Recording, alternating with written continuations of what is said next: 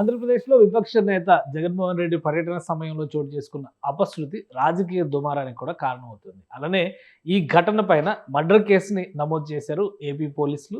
ఎవరెవరిని విచారించాలనే అంశం పైన కూడా ఒక క్లారిటీ వచ్చింది. అసలు ఈ కేసు ఏంటి, ఏ ఏ సెక్షన్ల కిందకు వచ్చే అవకాశం ఉంది, ఒకవేళ నేర నిరూపణ అయితే కనుక ఎలాంటి శిక్షలు పడవచ్చు, ఈ అంశాన్ని విశ్లేషించేటువంటి ప్రయత్నం చేద్దాం. మనతో పాటు AP high court advocate Battula Ramakotaiah గారు. రామకోటయ్య గారు నమస్తే. నమస్తే కేసు గారు. రామకోటయ్య గారు, ఈ కేసు ఏంటి అంటే రెండు అంశాలు ఇక్కడ, అది ఫేక్ వీడియో అని కాదు, ఒరిజినల్ వీడియో అని ఇవన్నీ జరుగుతున్నాయి. అయితే పోలీసులు అయితే ఫర్దర్ ఇన్వెస్టిగేషన్లో ముందడుగు వేస్తున్నామని క్లారిటీ ఇచ్చేశారు. కేసుకు సంబంధించినటువంటి జాబితా కూడా ఎవరిని అనుమానితులు లేదా దోషులు అనుకుంటున్నారో వాళ్ళ మీద ఒక లిస్ట్ కూడా రిలీజ్ చేశారు. సో ఏంటి, ఈ వెహికల్ కింద పడి సింగయ్య అనేటువంటి ఒక కార్యకర్త చనిపోవడం వైసీపీ నాయకత్వానికి, నాయకుల మెడకి ఏ విధంగా చుట్టుకుంటుంది?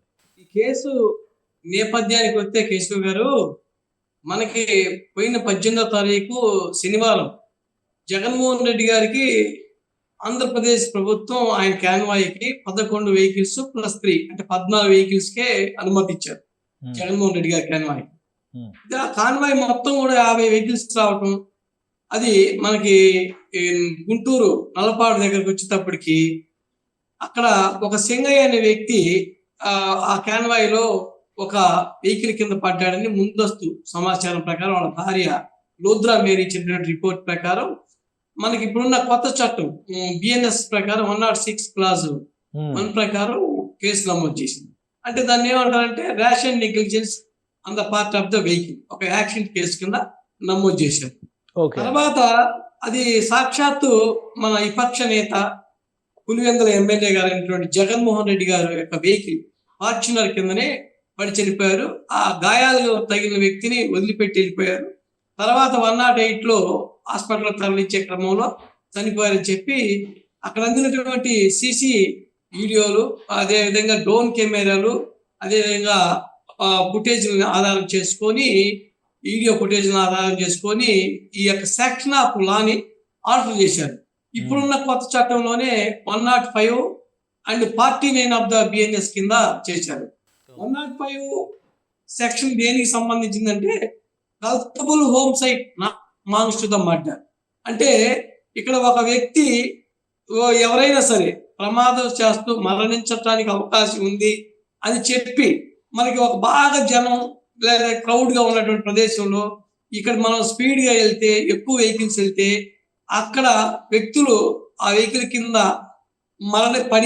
మరణించడానికి అవకాశం ఉందని నాలెడ్జ్ ఉండి కూడా డ్రైవ్ చేస్తే అలాంటి సంఘటనలో ఈ యొక్క 105 అంటే culpable homicide not amongst the murder. Murder కాదు, మర్డర్ అంటే హత్య కానీ నరహత్యకి సంబంధించినటువంటి ఈ సెక్షన్ ఆపాదిస్తూ ఉంటారు. ఇక్కడ ఇంటెన్షన్ ఉండదు, నాలెడ్జ్ ఉంటుంది అనమాట. ఇది ప్రమాదవశాత్తు జరిగినటువంటి ఘటన అంటే ఒక యాక్సిడెంట్ కేసుగా చూడడానికి అవకాశం ఉంటుందా? ఇది సెక్షన్స్ ప్రకారం చూస్తే మర్డర్ కేసు కిందే నమోదు చేసే ఛాన్స్ ఉంటుందా? ఇప్పుడు మర్డర్ కాదు, culpable homicide. Culpable homicide కింద కట్టారన్నమాట. అంటే కల్పబుల్ హోమ్ సైట్ కూడా more than 10 years life imprisonment punishment ఉంటుంది, జీవిత ఖైదీగా కూడా విధించవచ్చు. అయితే మర్డర్ కును కల్పబుల్ హోమ్ సైట్ తేడా ఏంటంటే మర్డర్ కేసులో ఇంటెన్షన్ ఉంటుంది, ఇంటెన్షన్ గా ఒక వ్యక్తిని చంపుతారు. ఇక్కడ నాలెడ్జ్ ఉంటుంది. నాలెడ్జ్ అంటే మనం కనుక ఇన్ని వెహికల్స్ వెళ్తే లేదా ఇంత స్పీడ్ తోటి వెళ్తే అక్కడ ప్రమాదం జరిగి వ్యక్తులు మరణించడానికి అవకాశం ఉంది అని నాలెడ్జ్ తోటి జరుగుతుంది అనమాట. మర్డర్ లో అయితే ఇంటెన్షన్ ఉంటుంది అనమాట, మెన్సీరియా ఉంటుంది. So without mens rea, without intention తోటి నాలెడ్జ్ తోటి జరిగిన సంఘటన కాబట్టి 105 culpable homicide not amongst the murder అనే సెక్షన్. అందుకనే డ్రైవర్ రమణారెడ్డి గారిని A1 గా, జగన్మోహన్ రెడ్డి గారిని A2 గా, అదే విధంగా ఆయన పర్సనల్ సెక్రటరీ నాగేశ్వర రెడ్డి గారిని A3 గా, వైవి సుబ్బారెడ్డి గారిని A4 గా, పేర్నాని గారిని A5 గా, విడుదల రజని గారిని A6 గా, 6 మీద ఈ రోజు సెక్షన్ ఆఫ్ ఆర్డర్ చేసి గుంటూరు ఎస్పీ సతీష్ కుమార్ గారు ఇచ్చినటువంటి నివేదిక ప్రకారం ఈ రోజు ఇలాంటి సెక్షన్స్ తోటి వారి మీద కేసు నమోదు కావడం జరిగింది. ఇవి కనుక బెయిల్ రావడానికి అవకాశం లేదు ఈ కేసుల ప్రకారం. నాన్ బెయిలబుల్ అవుతుంది ఈ కేసు. అంటే ఇప్పుడు non bailable more than 7 years imprisonment ఉంటుంది కాబట్టి నాన్ బెయిలబుల్ అఫెన్స్. నేరం కనుక రుజువు అయితే more than 10 years life imprisonment కూడా పడటానికి అవకాశం ఉంది. అంటే బలమైన సెక్షన్స్ తోనే ఆయన మీద ఆపాదించడం జరిగింది. ఇప్పుడు వారికి ఉన్నటువంటి ప్రాథమిక నివేదిక అంటే ప్రాథమిక FIR లో ఒక సెక్షన్ యాక్సిడెంట్ కేసుని ఇచ్చారు. అది నాన్ బెయిలబుల్ సెక్షన్ 304A అంటారు పాస్ సెక్షన్. అయితే ఇప్పుడున్న దాని ప్రకారం 100 కింద 106 సబ్ సెక్షన్ 1 కింద నమోదైంది. అది బెయిలబుల్ యాక్సిడెంట్ కేసు. ఇప్పుడు మారింది మాత్రం కల్బూల్ హోమ్సైడ్ కింద నమోదు చేశారు కాబట్టి దీనికి non bailable section more than 10 years నుంచి అప్ టు లైఫ్ ఇంప్రిజన్మెంట్ దాకా పనిష్మెంట్ ఉన్న ఎవరికి ఎక్కువ ఈ కేసు వల్ల ఎవరికి ఎక్కువ ఇబ్బంది కలిగే అవకాశం ఉంది? ఎందుకంటే A1 ఏమో డ్రైవర్ని పెట్టారు, A2 కింద జగన్మోహన్ రెడ్డి గారిని తీసుకొచ్చారు. సో ఎవరికి ఎక్కువ ఇబ్బంది అయ్యే అవకాశం? సహజంగా డ్రైవర్ మీదనే ఎక్కువ ఉంటుంది. ఎందుకంటే డ్రైవర్ A1 రమణారెడ్డి గారి మీద ఉంటుంది. జగన్మోహన్ రెడ్డి గారు అందులో ప్రయాణించే ప్రయాణికుడే కాబట్టి ఓనర్ ఆఫ్ ద వెహికల్ కాదనేది మనకున్న బుక్ RCని బేస్ చేసుకొని మనం నిర్ధారణ రావాలి. రెండు వాళ్ళందరూ కూడా ఇప్పుడు మిగతా వాళ్ళందరూ కూడా ప్రయాణం చేస్తున్నారు. సరే వీళ్ళ ప్రోద్బలంతో జరిగింది, వీళ్ళే దీనికి అబెట్మెంట్ ఉంది అనేది కనుక ప్రూవ్ అయితే వీళ్ళ మీద కూడా ఉంటుంది. అంటే వీళ్ళ ప్రోద్బలం ఉందా లేదా అనే దాన్ని కూడా ఒకసారి ఇన్వెస్టిగేషన్ లో రివీల్ అవ్వాల్సినటువంటి ఫ్యాక్ట్స్. అందుకనే ఇప్పుడు SP గారు సతీష్ కుమార్ గారు కూడా చెప్పారు, ఇప్పుడు అందినటువంటి సాక్ష్యాలను బట్టి CC కెమెరాలు కానీ వీడియోలు కానీ డ్రోన్ ఫుటేజ్ని బట్టి మేము జగన్మోహన్ రెడ్డి గారి యొక్క ఫార్చునర్ ట్రైల్ కిందనే పడ్డట్టుగా చెప్తుంది. ఆయనకి ఇచ్చినటువంటి పర్మిషన్ ఏదైతే ఉందో 11 వెహికల్స్ ప్లస్ 3 అంటే 14 వెహికల్స్ ఇస్తే ఆయన 50 వెహికల్స్ కాన్వాయ్ తోటి రావడం జరిగింది కాబట్టి వైలేషన్ అయ్యాడు కాబట్టి రూల్స్ ని. అందుకని ఆయన కూడా ప్రోద్బలం తోటి ఉందనే ఉద్దేశంతో ప్రత్యక్ష సాక్షులు ఒక విషయం జగన్మోహన్ రెడ్డి గారు రైజ్ చేస్తున్నటువంటి అంశం కావచ్చు, ఇవాళ ఆల్రెడీ ట్వీట్ కూడా చేశారు ఆయన. Z+ కేటగిరీ సెక్యూరిటీ ఉండాల్సినటువంటి తనకి ఎక్కడా కూడా సరైన భద్రత కల్పించలేదు, ఇది పోలీసుల వైఫల్యం అంటున్నారు. రోప్ పార్టీలు కానీ ఆయన వచ్చేటువంటి వెహికల్ కాన్వాయ్ వెంబడ ప్రొటెక్షన్ కానీ ఏదీ లేదు, ఇది పోలీసుల వైఫల్యం అంటున్నారు. సో దీనిపైన యాక్షన్ తీసుకోవడానికి అవకాశం ఉంటుందా లేదా ఇది కేవలం ఆరోపణ మాత్రమే అవుతుందా? పోలీసుల వైఫల్యం అంటే పోలీసులకు ఉన్నటువంటి వాళ్ళకున్న లా అండ్ ఆర్డర్ ప్రకారం వాళ్ళకి ఏదైతే విడుదల రజనీ గారు వీళ్ళు అర్జీ పెట్టుకున్నారో అర్జీని వాళ్ళకున్నటువంటి ఒక ఆలోచన విధానం ఉంటుంది. దాని ప్రకారం వాళ్ళు ఇచ్చినటువంటి పర్మిషన్ లోబడి ఎవరైనా ర్యాలీ నిర్వహించాల్సి వస్తుంది.